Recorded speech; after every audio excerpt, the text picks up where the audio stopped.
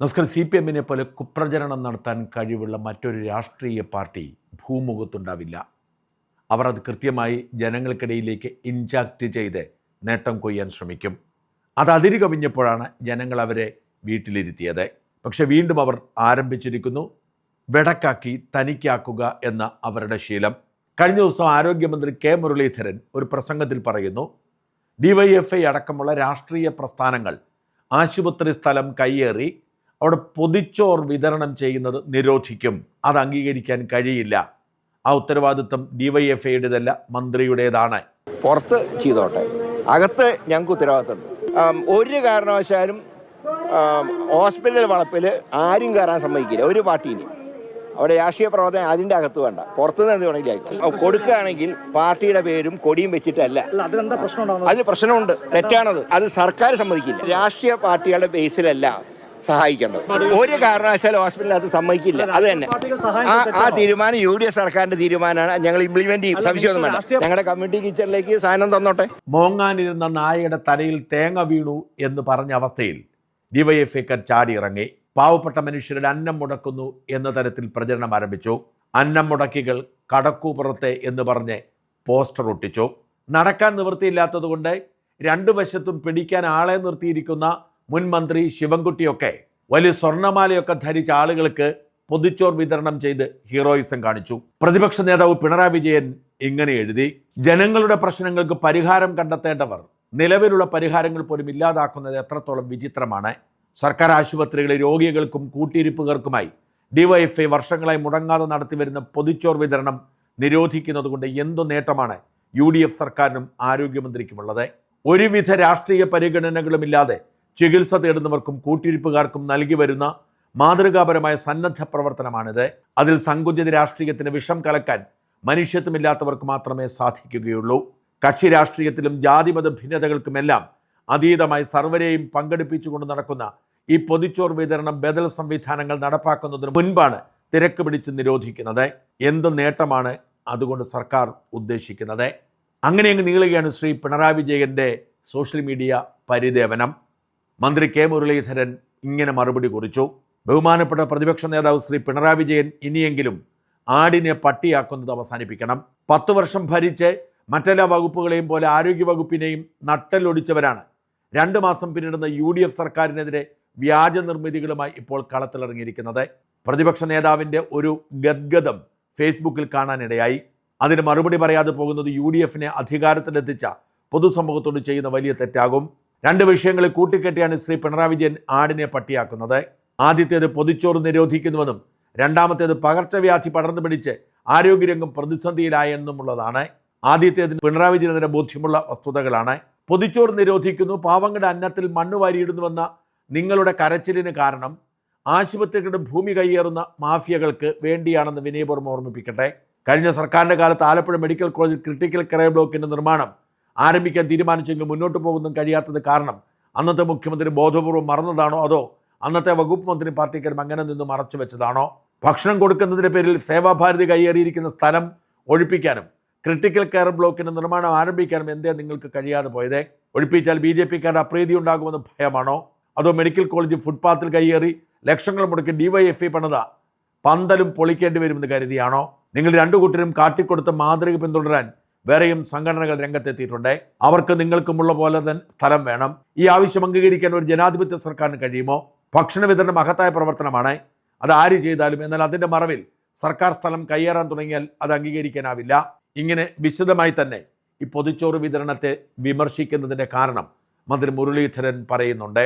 ഈ വാദങ്ങളൊക്കെ കേൾക്കുമ്പോൾ പെട്ടെന്ന് നമുക്കും തോന്നും, പൊതിച്ചോറ് സൗജന്യമായി കൊടുക്കുന്നതല്ലേ, അനേകം പാവപ്പെട്ടവർക്ക് അതുകൊണ്ട് ആശ്വാസമില്ലേ, പിന്നെ എന്തിനാണ് ഇതിനെതിരെ രംഗത്ത് വന്നതെന്ന്?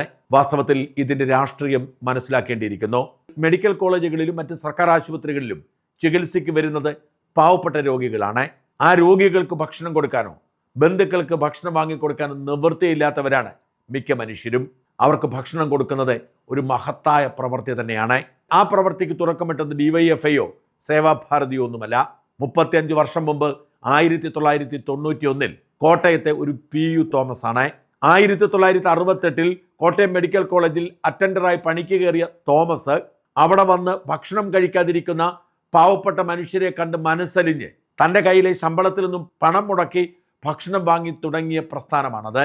നവജീവൻ ട്രസ്റ്റ് എന്ന പേരിൽ 5000-ലധികം പേർക്കാണ് ദിവസവും കോട്ടയം മെഡിക്കൽ കോളേജിലും ജനറൽ ആശുപത്രിയിലുമൊക്കെ ഇപ്പോൾ ഭക്ഷണം വിതരണം ചെയ്യുന്നത്. ഇതിനെ രാഷ്ട്രീയ ആയുധമാക്കി മാറ്റുകയായിരുന്നു ഡിവൈഎഫ്ഐ. ഡിവൈഎഫ്ഐക്കാർ വീടുകളിൽ പോയി പൊതിച്ചോറ് ശേഖരിക്കും. എന്നിട്ട് പൊതിച്ചോറിനെ ഡിവൈഎഫ്ഐയുടെ ചുവപ്പും വെള്ളയുമുള്ള കൊടിയിൽ കെട്ടി ആശുപത്രിയിൽ കൊണ്ടുപോയി വലിയ ഷോ നടത്തി വിതരണം ചെയ്ത് പേരെടുക്കും. ആരും അറിയാതെ നവജീവൻ തോമസ് പാവങ്ങളെ സഹായിച്ചിരുന്നത് ഡിവൈഎഫ്ഐക്കാർ വോട്ട് നേടാനുള്ള ഒരു കുറുക്കുവഴിയാക്കി മാറ്റി.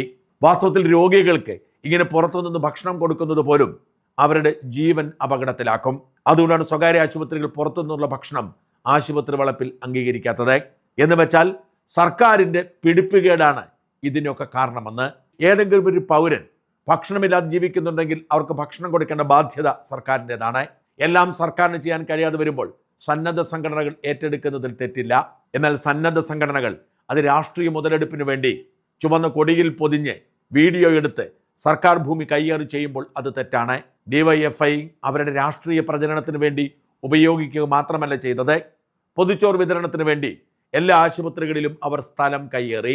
കാലക്രമേണ ഉപയോഗിച്ച് കൈവശപ്പെടുത്തി അവരുടെ സ്വന്തം സ്ഥലമാക്കി മാറ്റാൻ അവർ ശ്രമിക്കും. അതാണ് CPM-ന്റെ പാരമ്പര്യം. ഇതിനെതിരെയാണ് ആരോഗ്യമന്ത്രി പ്രതികരിച്ചത്. സർക്കാർ ഒരു പുതിയ പദ്ധതി പ്രഖ്യാപിക്കുന്നു. കമ്മ്യൂണിറ്റി കിച്ചൺ എന്ന നിലയിൽ രോഗികൾക്കും കൂട്ടിയിരിപ്പുകാർക്കും ഭക്ഷണം കഴിക്കാം. ആ ഭക്ഷണം ആശുപത്രികളിൽ ഉണ്ടാക്കി വിതരണം ചെയ്യേണ്ട ബാധ്യത സർക്കാർ ഏറ്റെടുക്കും. അതിലേക്ക് കോൺട്രിബ്യൂട്ട് ചെയ്യാൻ ഡിവൈഎഫ്ഐക്കും സേവാഭാരതിക്കും യൂത്ത് കോൺഗ്രസിനുമൊക്കെ അനുമതിയുണ്ട്. അവരുടെ പതാക പൊതിഞ്ഞുകൊണ്ട് വരരുതെന്ന് മാത്രം. ഇത്രമാത്രം പാവങ്ങളോട് സ്നേഹമുണ്ടെങ്കിൽ ഡിവൈഎഫ്ഐക്ക് ഇപ്പോഴും ഈ സർക്കാർ കമ്മ്യൂണിറ്റി കിച്ചൻ്റെ ഭാഗമായി അവർക്ക് പൊതിച്ചോറോ മറ്റ് പലചരക്ക് സാധനങ്ങളോ കൈമാറാവുന്നതേ ഉള്ളൂ. അതിനർത്ഥം പാവങ്ങളെ സഹായിക്കുകയല്ല, നേരെ മറിച്ച് രാഷ്ട്രീയ മുതലെടുപ്പ് നടത്തുകയാണ് എന്നതാണ്.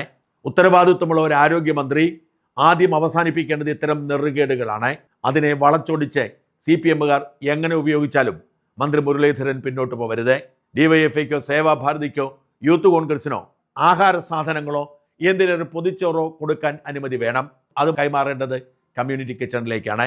അവിടെ വന്ന് അന്തസ്സായി ഭക്ഷണം കഴിച്ചിട്ട് പോവട്ടെ രോഗികളും കൂട്ടിയിരിപ്പുകാരും. ഡിവൈഎഫ്ഐക്കാർ വച്ച് നീട്ടുന്ന അന്നം കൈപ്പറ്റി അതിന് പേരിൽ മാധ്യമങ്ങളിൽ ഫോട്ടോ വരുത്തേണ്ട ഗതികേട് ഈ നാട്ടിലെ പാവങ്ങൾക്കില്ല. അതുകൊണ്ട് തന്നെ ആരോഗ്യമന്ത്രി എടുത്തത് ധീരമായ നിലപാടാണ്, പ്രോത്സാഹിപ്പിക്കേണ്ടതാണ്. ഈ വിമർശനത്തിൻ്റെ പുറത്ത് പിന്നോട്ട് പോകാൻ പാടില്ല. ഒരു കാര്യം കൂടി ചോദിക്കാതെ ഈ വീഡിയോ അവസാനിപ്പിക്കാൻ കഴിയില്ല. പിണറായി വിജയനും അദ്ദേഹത്തിൻ്റെ സർക്കാരും ലോകത്താദ്യമായി ദാരിദ്ര്യമുക്ത നാടായി കേരളത്തെ പ്രഖ്യാപിച്ചിരുന്നല്ലോ. അതിൻ്റെ പേരിൽ കേരളത്തിലെ എല്ലാ പത്രങ്ങളിലും 1-ാം പേജിലും ചാനലുകളിലെ പ്രൈം ടൈമിലുമൊക്കെ നിങ്ങൾ പരസ്യങ്ങൾ കൊടുത്തിരുന്നല്ലോ. അമേരിക്കയിലും യൂറോപ്യൻ രാജ്യങ്ങളിലും പോലും ദാരിദ്ര്യമുക്ത നാടില്ല എന്ന് പറഞ്ഞായിരുന്നല്ലോ ഇവർ പേരെടുത്തത്. എന്നിട്ട് പിന്നെ എങ്ങനെയാണ് ഒരു നേരത്തെ ഭക്ഷണത്തിന് വേണ്ടി ഡിവൈഎഫ്ഐക്കാരൻ്റെ പൊതിച്ചോറിന് വേണ്ടി കൈനീട്ടി നിൽക്കുന്ന മനുഷ്യർ ഇപ്പോഴും അവശേഷിക്കുന്നത്? വിജയൻ ദാരിദ്ര്യം തുടച്ചു നീക്കിയിട്ടും ഒരു പൊതിച്ചോറിന് വേണ്ടി ക്യൂ നിൽക്കേണ്ട മനുഷ്യർ ഈ നാട്ടിലുണ്ട് എന്ന് സമ്മതിച്ചാൽ പ്രിയപ്പെട്ട വിജയ, അത് താങ്കൾക്ക് നാണക്കേടാണ്. താങ്കളൊരു നുണയനാണ് എന്ന് താങ്കൾ തന്നെ സമ്മതിക്കുന്നതിന് തുല്യമാണ്.